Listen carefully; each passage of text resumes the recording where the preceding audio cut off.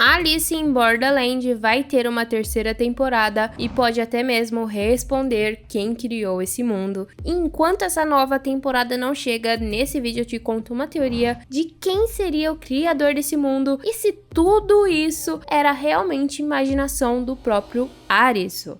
Primeira rodada.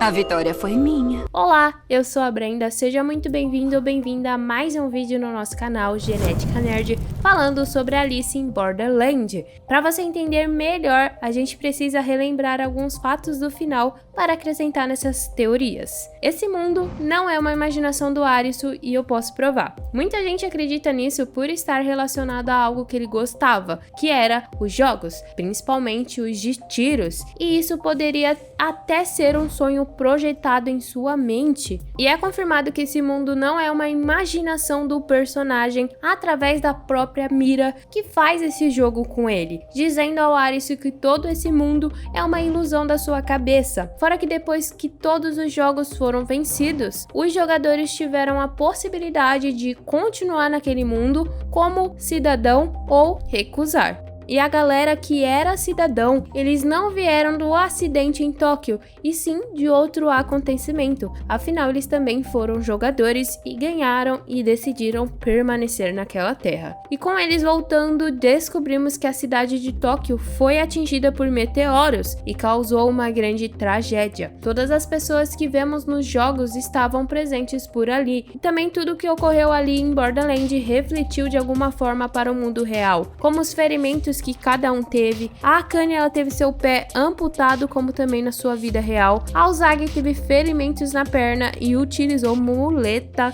O Aguni levou até mesmo um tiro na cabeça, ele estava com ferimentos muito fortes. O Niragi ficou todo queimado e o seu rosto apareceu cheio de faixas, lembrando que o Tisha e ele estavam no mesmo local no hospital, no mesmo quarto, até porque os dois estavam próximos quando eles escolheram voltar. Eles sentiram como se eles já se conhecessem, como o casal da série, e isso prova que não é uma imaginação do Arisu, afinal, seus amigos que morreram lá nos jogos também não retornaram. E é dito que o coração de todos presentes nos jogos ficaram 1 minuto sem bater, literalmente congelado. Você passou 1 minuto na fronteira entre a vida e a morte. Muita gente acredita que só aconteceu com o Arisu, mas esquecem da conversa do Tisha com o Niragi, afirmando que eles tiveram uma parada cardíaca, ou seja, todos tiveram isso. Lembrando que eles foram para Borderland por conta dessa parada cardíaca e não pelo meteoro, ou seja, nem todos que estavam ali em Tóquio foram para esse mundo pelo fato de que muitas pessoas, obviamente, morreram na hora. Como pode ser o caso do chefe da Shibuki não estar ali nos jogos e nem no quarto onde eles estavam. E esse 1 minuto foi o tempo que eles ficaram em Borderland. Óbvio, os tempos são completamente diferentes, já que os jogos eles duram dias e até meses dependendo. Porém, o tempo ele passa diferente em cada mundo. No mundo real foi apenas 1 minuto, em Borderland foi mais tempo. Ele praticamente faz o tempo do mundo real passar bem mais devagar, bem lento. 1 milésimo de segundo significa dias nos jogos. E um detalhe interessante é que cada um passou um tempo a mais que o outro em Borderland, como a Shibuki da primeira temporada, que estava lá há muitos dias, enquanto Arisu e os meninos chegaram tempo depois. E isso é explicado pelo fato de que essas pessoas foram atingidas primeiro pelo meteoro e tiveram a parada cardíaca primeiro que os outros. A série ela foi inspirada em um mangá e por lá cita que foram 200 mil pessoas que sofreram um acidente. Uma curiosidade aí para quem não leu. E foi bem fiel, tanto que a Netflix fez o final do mangá mesmo. E por lá fica um pouco mais claro que esse mundo é praticamente um limbo, que seria um lugar entre a vida e a morte, afinal todos ficaram entre a vida e a morte.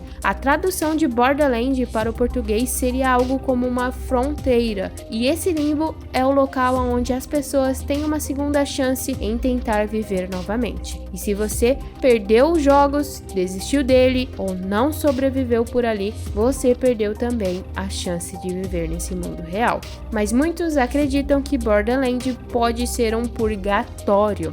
Limbo e purgatório têm uma grande diferença pelas minhas pesquisas. Enquanto limbo significa entre a vida e a morte, na crença da maioria sobre o purgatório, é o local onde decide se você vai para o céu ou para o inferno. Pode ser que esse mundo seja uma mistura de limbo e purgatório, e também presente ali no meio da vida. E no mangá tem um personagem muito importante que não apareceu. Quando no mangá os personagens recusam ficar presentes naquele mundo, aparece uma carta.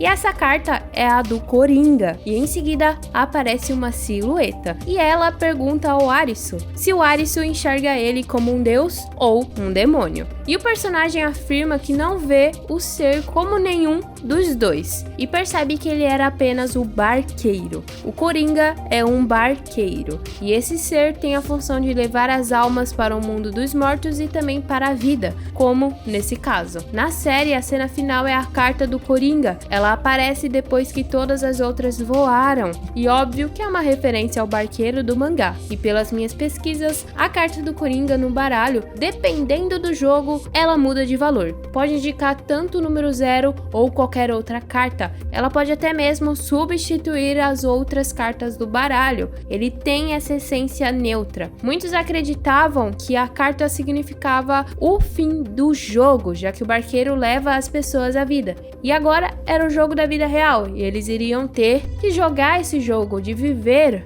a sua própria vida. Porém, como foi confirmada a terceira temporada da série, então com certeza vai ter mais jogos, e essa carta pode ser a nova fase desses jogos, já que o Coringa pode substituir qualquer carta do baralho. E a série não mostrou a figura do barqueiro. E se você chegou até aqui, é porque você está gostando do vídeo, então já deixa o seu like, se inscreve no canal e ativa o sininho. Por aqui a gente fala muito sobre as séries da Netflix, então ativa o sininho para você não perder as notificações dos futuros vídeos.